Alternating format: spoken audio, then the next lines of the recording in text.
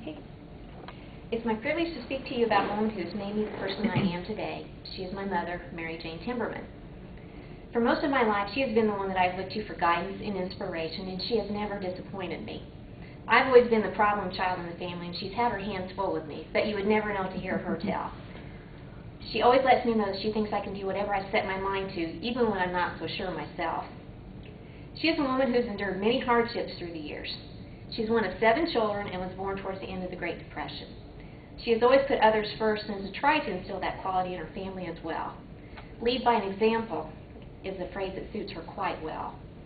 When I was in my 20s, my father was quite ill with cancer for what seemed to be forever to me. Looking back, I know that what I thought I was going through was nothing compared to what my mother was dealing with.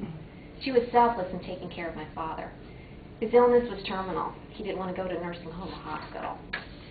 He wanted to stay home, so she made sure he did. She cared for him all by herself toward the end of his life, which wasn't an easy task.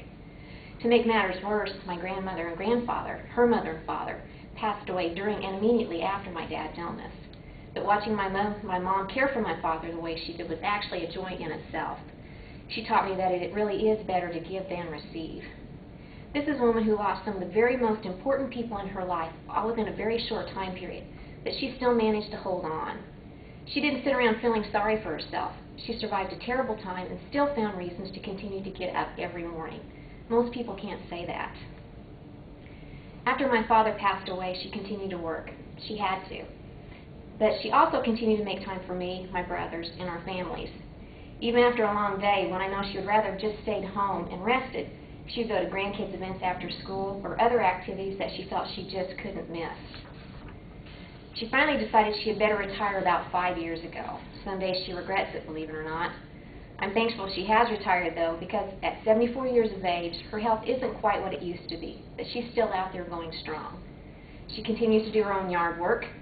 That yard is a source of pride and joy to her. Lord help us if my brothers or I suggest taking over mowing her yard. She still keeps a wonderful garden and cans and freezes her fruits and vegetables.